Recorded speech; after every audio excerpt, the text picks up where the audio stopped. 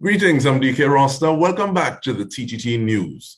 I am very happy. We've been waiting to have this conversation for a little while, and with the tagline of transforming communities, we're going to be speaking with Montgomery Guy, the Acting Director, Entrepreneurial Development and Support Services at the Youth Training and Employment Partnership Program, YTEPP.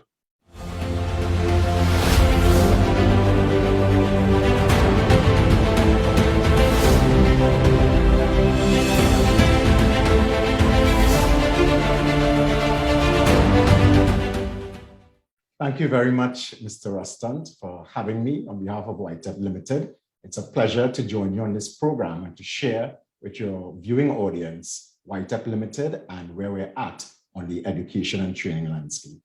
And I really want to hear where y'all are at on that landscape, please, Mr. Guy. And I'll say this. Sometimes I hear someone, hey, that man going surf all boy, or them going YTEPP. And that used to be a thing, and that was perceived to be a slight. Now, I think in the same way that when you get a little older, you realize, but wait, no, the cowboys may not have been the good guys. Right. How is that perception now with regard to programs that run under YTEPP Limited? Yes, the thing is, TVET on a whole has this stigma that it's just for school dropout. You're not doing well at academia, so go and learn a trade. But the thing is, the world, the country has been transitioning, and it's even more pronounced now during this COVID pandemic, where skills are actually taking the lead. Okay, so YTEPP Limited has really projected itself as a formidable force in the training and education landscape. And what we have been doing is not only introducing vocational skills training, but it is coupled with our digital literacy, with our entrepreneurship. So we're really guiding our citizens, our young citizens, our retrenched and unemployed citizens on not only to learn a skill, but how to monetize that skill in the digital realm as well. So YTEPP Limited is well positioned, we're well poised to really showcase TVET in a whole new light, along technology, along artificial intelligence, virtual reality, mobile app development, going along those lines and securing key partnerships with various sectors of the national economy to really raise the prominence of TVET and what it can do for our citizens. Is all of that, Mr. Guy? Well, this is news to me now, but with that in mind, though, who is the ideal candidate or the target grouping for someone to take advantage of YTEPP's offerings? Yes, YTEPP primarily target youth between 15 and 35 years. And in 2011, the mandate expanded to include persons between 25 and 60 years who are unemployed or retrenched. So it's quite wide in scope, but our primary focus is on youth and youth development, youth empowerment, as well as ensuring that persons who are retrenched also have an opportunity to be skilled or reskilled to enter or re-enter the job market. And I like the fact that you speak about upskilling. So if someone, it was a matriculation process like, because someone may want to enter, but are there prerequisites? What are some of these things that they need to be mindful of? Right. So basically, someone interested in entering YTEPP Limited, they must meet the age requirement and really have a serious desire to pursue a particular vocation. YTEPP provides training more than likely at level 1, which is an assistant skilled worker. And they have the opportunity to come in green, or they have the opportunity to come in with some ability or some skill and be formally trained and formally certified. Within YTEPP, we have a few of our programs that takes you to level 2, which is skilled worker. And for example, our construction and drafting program goes up to level 3, which is the level of a technician. But outside of the YTEPP training, once you come in and you get that formalized training at level 1, you can then matriculate or articulate to other organizations, other training institutions to further your studies in TVET or in your skill area at level 2, level 3, and even level 4. So YTEPP Limited is that stepping stone, that foundation to really build you and equip you enough to move on to a higher level or to actually go on to employment or self-employment. What kind of ratio do you see in terms of like those cohorts moving through? Or is it that people start on that stepping stone and then slip off? Well, you have a body of trainees who come in with a desire to really learn a skill. Sometimes some persons start off, say, doing sewing or a little plumbing as a little hobby or as a little fixing around the house. And then you realize like, hey, you know, this is something I have a particular interest in.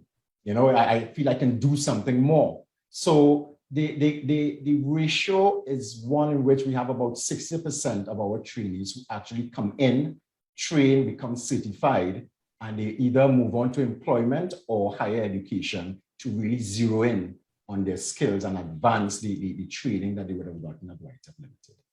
And I really like the fact that this is a process that is certified. So because That's sometimes you have the situation of which is it, the chicken or the egg? Is it that you're going to be learning these things and then you just say, okay, well, I know them, or is it that you're going to have a piece of paper saying that these are the things that have been learned? What's some of the feedback that you get from people who have used this as a stepping stone moving forward? It has been tremendous. And one particular success that comes to mind is a young lady who took on sewing as a hobby. She was actually employed in the marketing field. And when a friend of hers said, well, hey, you're doing this sewing thing for fun, why don't you go YTEPP and learn something, you know, really get the structure. So she entered the program, did the training, and interestingly enough, the pandemic came on. She lost her job and she was able now to use her skills or monetize the skills in sewing. She began very early on in COVID to produce face masks to the point that she had to hire help. All right. And then as time went on, she expanded her product line and now has a full-fledged business. So the feedback has been, thank you, YTEPP, you've actually made an impact on my life. And that is just one example of many, because we would have had persons who were able to actually get jobs after their training. So they would have entered the facility as an assistant skilled worker and grow within that particular environment as they worked along other skilled workers and really sharpen their skills. And again, we have some cohorts of trainees who would have gone on to further education and training as a result of using YTEPP as that platform. And there's so many things that I want to continue asking in terms of like contributing to sustainable development, the thrust you spoke about, artificial intelligence. So I don't want to start now. Let us take the break and then we return and dive into these topics with you, Montgomery Guy, Acting Director at YTEPP. Stay with us. We return with more.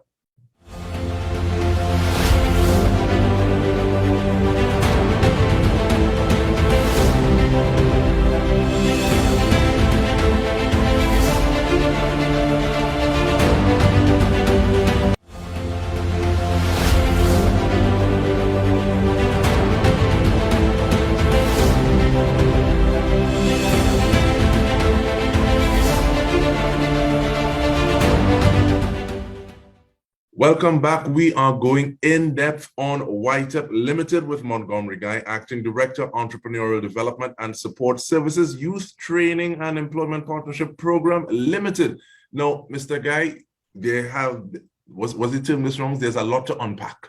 But so let's try to take it little by little. Yeah. What are some of the novel things about the offerings that YTEPP has on tap at this point in time? Well, the interesting thing is, and what we call novel, we have been introducing our mobile app development program. We have our home automation and soon to be business automation, whereby, for example, in farming, we're working where you can now automate your irrigation, automate your fertilization and so on to reduce the labor intensity of the program. YTEPP Limited, we have moved towards our technology-enabled learning model, whereby our programs are now flexible and blended learning. That is to say, the theoretical aspects of the program is done online and the practical orientation will be done face-to-face. So it's really introducing and you know, setting persons on the track for technology, to engage in technology. We have developed a very robust learning management system coupled with Microsoft Teams, where we have trained and coached our trainees as well as our teaching fraternity so that they can all be a part of technology-enabled learning. So we are on the cusp of really mirroring the needs of the workforce, the needs of national development, to ensure that our training are relevant and meaningful to all of our participants. And that makes me want to ask as well about the adjustments that would have been necessary during the pandemic and how you've been able to fill the gap and bridge those needs. Yes. One of the immediate impacts of the COVID-19 while we were delivering training was the closure of all places of learning. And the impact that had, of course, were that trainees had to be at home. And while we would have used different methods, WhatsApp and Google Class to try and engage these trainees, because the COVID came as such a shock and surprise in its immediacy, trainees did not have devices, they did not have reliable internet service, and thus it impacted participation in our training, even though we provided other alternatives to engage those trainees. So it took a while before our participants could have come back on stream. But from on the other end of the coin with regard to YTEPP Limited, it forced us to hasten our business operations or re-engineer our business operations. And this is what really led to a more aggressive approach to our technology-enabled learning, creating those platforms and accessibility points so that our trainees can come online and join us for the theoretical aspects of the training. Because TVET is practical in its orientation, once the government eased the restrictions, we were able to once again do the face-to-face classes and have those trainees really do the practical components of their training, get validated and certified. So in the very beginning, it would have been a challenge for our participants, but from the organizational perspective, it put us in a place to re-engineer our operations and actually make us more efficient and effective in our offerings and our training. Now, you spoke of participants, Mr. Guy. How is it that you get participants? So let me ask that a different way. Some of the stakeholders, who are those that are involved? Recently, we spoke with someone and they said that part of their grants might be training, and they mentioned YTEPP Limited. So, and I know there's something that happens with NGC as well as police youth camps as well. So what do those stakeholder engagements and partnerships look like? It's very, very good, because what YTEPP does, and it's youth training and partnership program. So that partnering is something that we really have a strategic focus on. So you mentioned NGC, for example, would have partnered with YTEPP Limited to deliver training to 5 police youth clubs at the Trinidad and Tobago Police Service Youth Club Association. And they target young people within various communities like Laventil Road in San Juan, Labre, Pinal, Couva, Mayaro. So we've been able to train these young persons in digital literacy, graphic designs, mobile app development, life skills, and so on. So that's just one example. We partnered with the St. Augustine Rotary Club to provide digital skills training in communities within St. Augustine. We've done a pilot project with the Trinidad and Tobago Association for the Hearing Impaired as well. We've done training for the Private Special Needs Schools Association of Trinidad and Tobago, where we provided online facilitation for their teachers, instructors, so that they can impact very effectively their cohort of participants. So our partnerships have really been far-reaching for communities. On the industry side, we have partners such as Metalex Engineering Services Limited. We have Caridoc, Caribbean Dockyard Services Engineering Limited, where we partner to provide a direct impact to the workforce in those sectors, growing and grooming potential workers for the future, as well as persons who go the way of self-employment. So partnerships or stakeholder relations has been a very significant component to our strategic focus. And that's really living that tagline of transforming communities, Mr. Guy. Definitely. And recently in the news, we saw that there was an opening, an official launch of, is it a culinary department or a culinary school? What was that about? And you speak about aggressive thrusts and moves. So take me through that, please. Yes. Now, as an organ, now let me just start back. We have been on a trajectory along the lines of government's National Development Plan. As a training organization, we aim to develop our citizens to a point where they're resilient, multi-skilled, and agile to adapt to the changing environment. Therefore, we align our programs in such a way that it is relevant and meaningful. And this is evidenced by our Institute of Culinary Arts, which was recently launched by the Honorable Minister of Education as one of the sectors in which self-employment can grow very rapidly. And we pride ourselves in this particular Institute of Culinary Arts because we are able to expose our trainees to cafeteria operations, to culinary arts and other programs that would not only make them proficient at the skill for employment, but where they can actually work on their entrepreneurial skills to really promote themselves, their families, and communities. Further to that, we have our Institute of Cosmetology. We have key training in sectors such as shipbuilding and repair, energy and construction sectors as it relates to welding and fabricating. So therefore, we are well on track with regard to government's roadmap to recovery. We are matching our programs in such a way that when someone accesses our training, they are able to actually get work or create their own work. So we are very unique in design, and we are very much in line and in tune with the requirements of the existing labor market as well as the future labor market.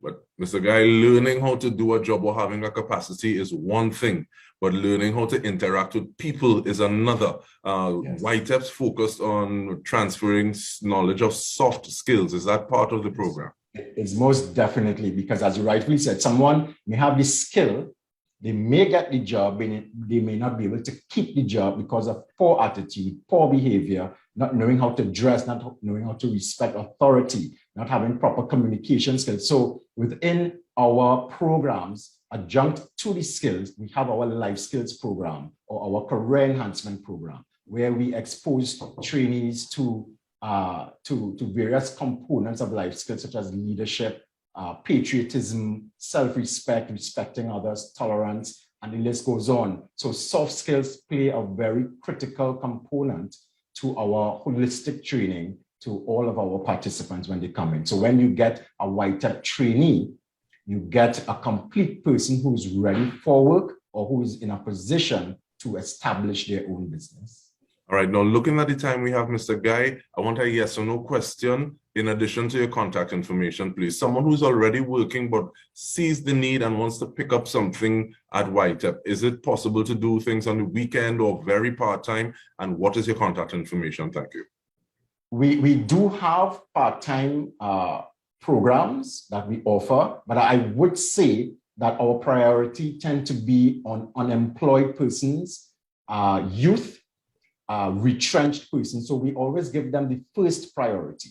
But if we do in fact have the space, you can definitely access the training on evenings.